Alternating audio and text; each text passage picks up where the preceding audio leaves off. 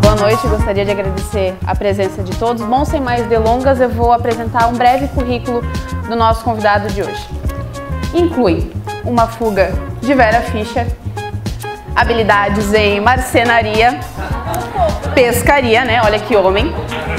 E pela beleza estonteante e pelo brilho natural, este cara posa como modelo, e não nas horas vagas, mas também no trabalho, como vocês podem ver. Vem pra cá, Silvio Melati.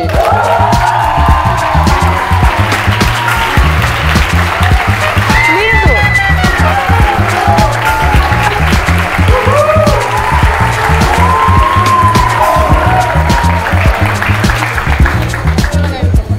Tudo bom? Olá. Tranquilão, né? Tranquilo, vai pro Tranquilo. Eu já tava chorando ali, a gente fez um abraço grupal. Uma coisa íntima. É, bem tranquilo. Bom, são 30 anos, né, no jornalismo, trabalhou no Rio Grande do Sul, em Santa Catarina, e acabou se tornando professor. Por isso, né, eu começo perguntando, quem é o teu aluno favorito aqui do IELUSC? Brincadeira, peraí, não. A nossa produção separou aqui, fez aqui, ó, intimidades com o Royalton Maciel, galera. Então, assim, ó, se vocês querem conquistar o coração do Melati, não dá mais, tá?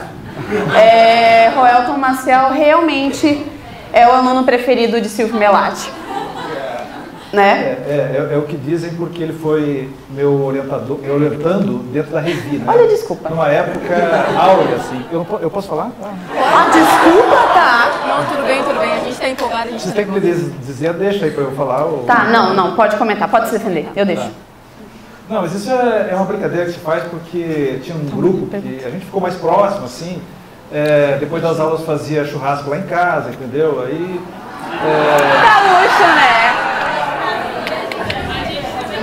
E eram realmente repórteres exemplares, assim. Eu tive essa convivência com essa turma aí do Royalton, do Lucas Balduino, etc., que foi uma turma com quem tive mais identificação, talvez, sei lá. Mas ocorre que trabalharam comigo no tempo da Revi e a gente fez coisas muito legais. Então o pessoal diz isso, mas, sabe, você sabe que professor não pode ter preferência, né? É que nem repórter, assim. Mas tem churrasco, né? Deus tá vendo, Gaúcho.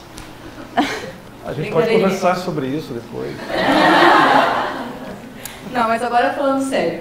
A gente queria perguntar se seu interesse pelo jornalismo, sua carreira, tem alguma relação com quando você era criança e passava seu tempo livre, embaixo da árvore, lendo livros, como a gente pode ver? É isso aí. Isso aí foi meu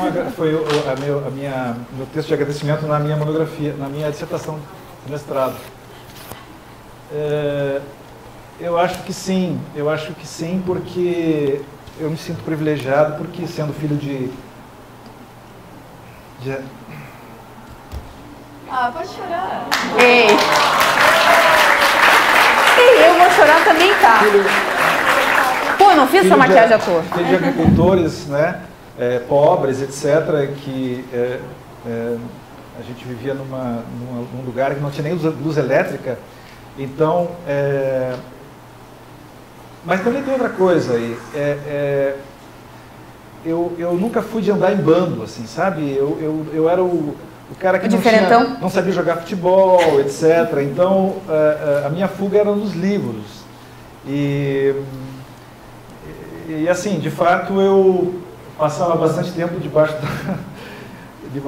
da árvore, ao invés de ficar trabalhando, eu ficava lendo livros. Mas eu acho que o que me captou para o jornalismo foi uma coisa mais importante ainda, que era rádio. Eu tinha um radinho de pilha desse tamanho assim, que eu levava no bolso. E que naquele tempo, né, não tinha luz elétrica, era um lugar bem assim, isolado, né? E o contato com o mundo era através do rádio. E naquela época tinha boas rádios. Assim, a grande rádio, para quem estudou a história do rádio sabe, a Rádio Guaíba era uma rádio que tinha jornalismo 24 horas. Então, desde criança, eu digo que eu ouvi a guerra do Vietnã, a guerra dos 6 dias em que Israel tomou os territórios da Palestina. Viva a Palestina! Enfim, todos os grandes acontecimentos do mundo eu ouvi, não dá para dizer assistir, né, pelo rádio. E isso para mim foi a grande escola, eu acho, sabe? Então... E agora ainda falando sobre jornalismo e início de carreira, tu passou por várias redações, tanto de impresso, de rádio, enfim. Qual foi o melhor lugar que tu já trabalhou, assim, a melhor experiência que tu teve? Essa é uma pergunta sempre difícil. Assim, ó, uma experiência muito boa que eu tive foi na Zero Hora, que eu acho que isso nem aparece direito nos meus currículos, aí, porque foi uma experiência da qual eu não tenho muito registro, assim. Mas eu trabalhei num jornal, era um jornal infantil chamado ZH, porque Zero Hora, o símbolo era ZH, né, de Zero Hora. E eles criaram um jornal infantil chamado ZH. E eu comecei lá como revisor. Eu era revisor, naquela época tinha revisor. E já fui, depois já comecei a escrever matéria e tal, e virei o secretário gráfico desse caderno. E era uma experiência muito legal. Escrever para criança é uma coisa ótima. Isso depois se repetiu aqui, quando eu estava em Joinville, estava no AN, eu fui o criador praticamente, assim, porque do jornal AN Escola. O jornal já existia, tinha parado, mas aí a gente recriou esse caderno. Era um caderno mensal em que nós publicávamos trabalhos das crianças do estado inteiro. O jornal naquela época, o AN, era um jornal estadual, tirava 40 mil exemplares, sabe? Era um grande jornal. E tinha um projeto, que era um projeto nacional, isso é um projeto da ANJ, Associação Nacional de Jornais. Então, os jornais filiados à ANJ faziam esse projeto, que era Jornal na Sala de Aula. E eu trabalhava lá, e, aliás, a pessoa que era orientadora pedagógica desse jornal era a Lúcia Hart, que já trabalhava aqui, era professora aqui, coordenadora, etc. E também foi uma experiência muito legal, assim, a gente dava um tema e pedia trabalhos para os alunos, e vinha pacotes e pacotes, assim, de trabalhos, textos e desenhos, pequenos textos e desenhos. Belati, desculpa te interromper. A nossa produção está sendo bem chata. Bem chata, inclusive. A gente pode marcar um café depois, conversar. Legal. Também acho. Eu acho que seria ótimo com todo mundo, convidados. Um churrasco, né, galera? Sim. TV é isso, né? Eu não queria estar, mas obrigada, Leandra. Desnecessário. Brincadeira. A gente vai falar para a nossa próxima pergunta, tudo bem? Pode ser, ok. Bacana. Fechou. Então tá bom. Bom, a gente fez aqui um checklist. Pré-histórico, brincadeira. Pré-histórico. Eu não ia falar isso, né? A Helena que falou. Sobre as funções do jornalismo. Oi. Ah, que ótimo. As funções de jornalismo, assim, 30 anos atrás, quando você começou. A gente nem existia. E aqui a primeira, a gente queria que você explicasse pra gente o que é cada função. A primeira é capista. O que é isso? Capista é o cara que faz a capa.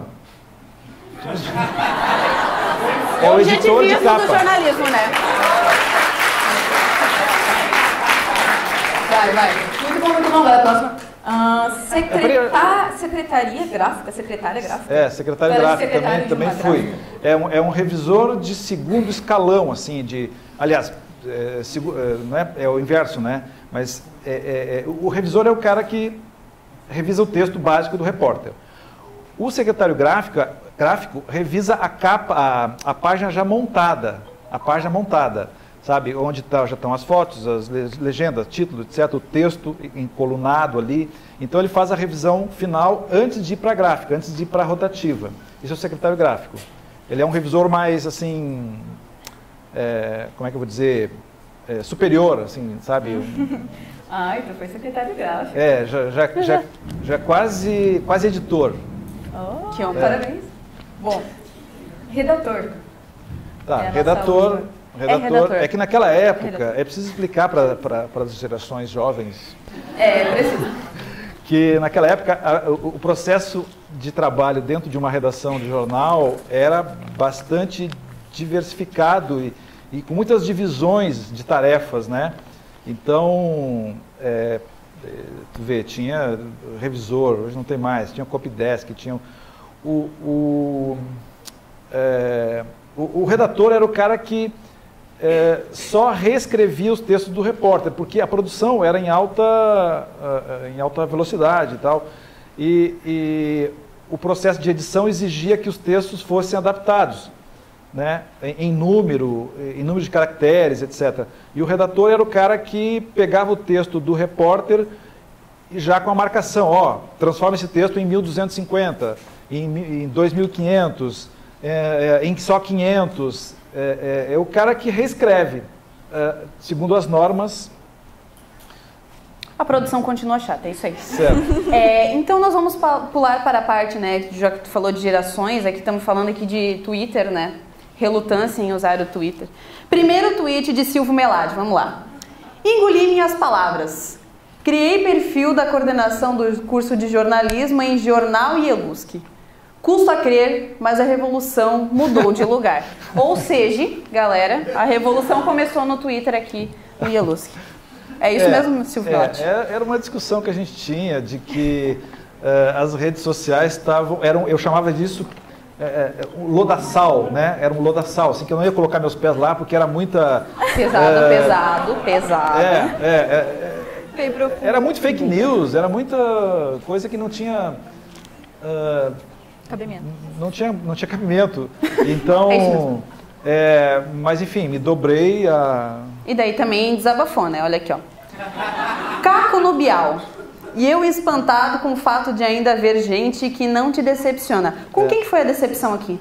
Não, que não decepciona. Ainda há gente que não decepciona. Então. É um elogio ao Caco. Sim, Caco é um homem. Essa entrevista que ele deu no Bial foi uma sim, coisa exemplar.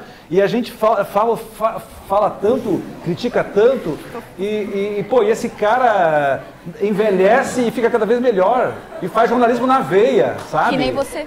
Que nem você, olha só. Não, desculpe, não. A modéstia me impede. Então tá. Bom, e aqui também mais uma reclamação, né, galera? Porque o Twitter é pra isso. Sim, cara, aqui ó. Apuração maravilhosa. Net como é bomba. Estou há 5 dias sem internet, sem telefone e sem televisão em casa, com as crianças em férias e querendo trabalhar. É complicado, né? Pois é. Você quer me apanhar pela contradição, né? De agora está dependendo da tecnologia, é isso? Não, assim, ó, agora a gente já chegou no assunto família, né, meu anjo? Vamos lá. Então, assim, ó, a gente sabe que conciliar a família com qualquer profissão é difícil. Mais um momento de emoção, eu vou chorar de verdade. No caso dos jornalistas, é difícil também? Como? Tô emocionado, né, galera? Aqui, ó. Ser jornalista é difícil? Como é que Não, para conciliar com a família. Eu brinco que assim, ó, como é que é o nome do cara? Putz, que pariu. Bacana. Um escritor inglês que diz que se queres ser um intelectual, não te cases. Porque ele diz assim, né, que o trabalho intelectual, ele colide o tempo todo com os compromissos familiares, tal.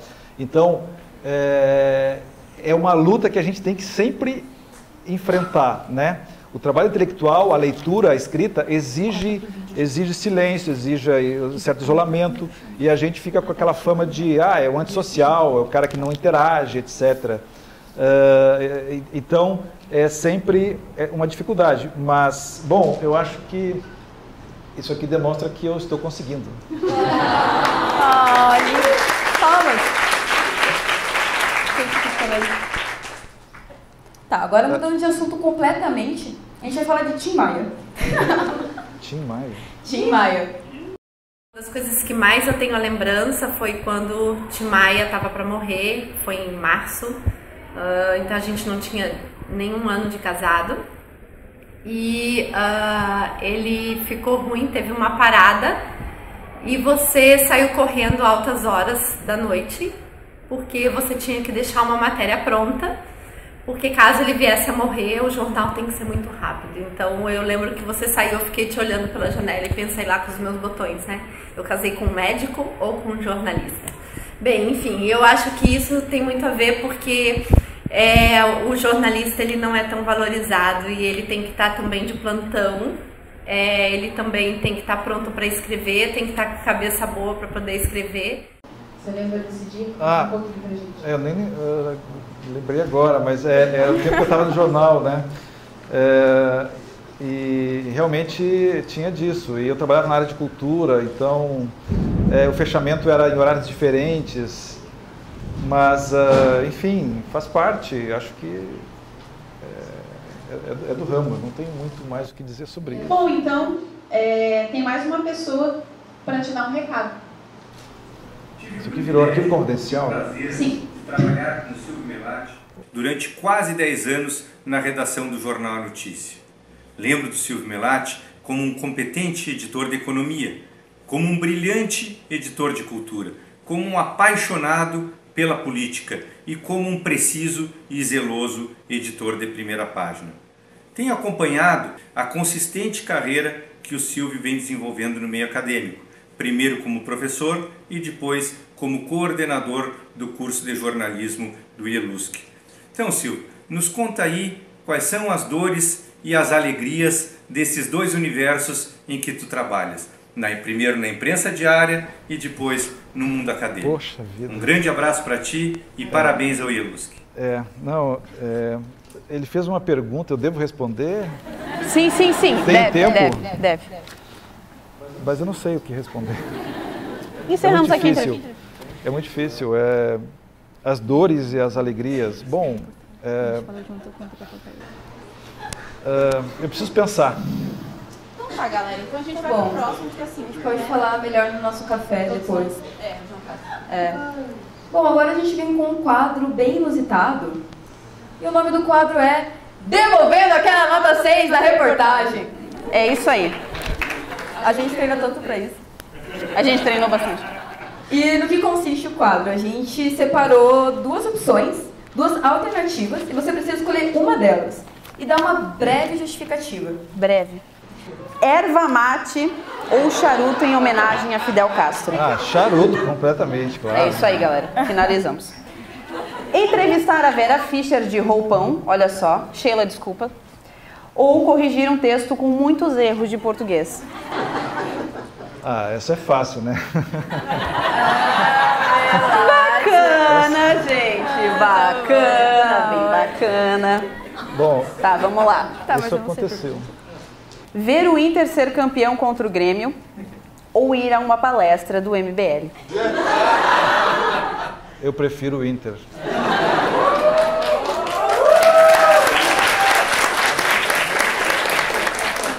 Sim. Se você pudesse ressuscitar uma pessoa, quem dessa seria? Che Guevara ou Dorival Caymmi? É difícil. Eu amo o Dorival, amo as músicas dele. Olha, esse é um cara que precisa ser resgatado. Eu acho que essa juventude não conhece as músicas. Mas esse cara aqui mudou o mundo, né? Ele mudou o mundo. Ele tinha um projeto de mudar o mundo. E é difícil escolher, mas eu acho que nós estamos mais precisando de Che Guevara hoje para depois poder ouvir o Dorival Caymmi. Uma matéria mal escrita no online ou uma reportagem de TV mal feita? Saia justa, saia justa. Como eu vou ler, o desprazer de ler algo ruim é muito pior do que assistir TV. TV tu apaga e pronto. Bom, nosso talk show chegou ao fim. Ai, que bom, gente. A gente achou que ia ficar horrível. E a gente queria te agradecer e te dar os parabéns pelo jornalista que você é, pelo tanto quanto... Calma. Você nos ensina desde que eu cheguei na faculdade, assim, tu é meu ídolo, queria dizer, na frente de todo mundo. Assumimos esse relacionamento. E obrigada por ter participado. Esses elogios frontais são difíceis de a gente conseguir reagir a eles, né? Mas muito obrigado. Muito obrigado. Só tenho a dizer.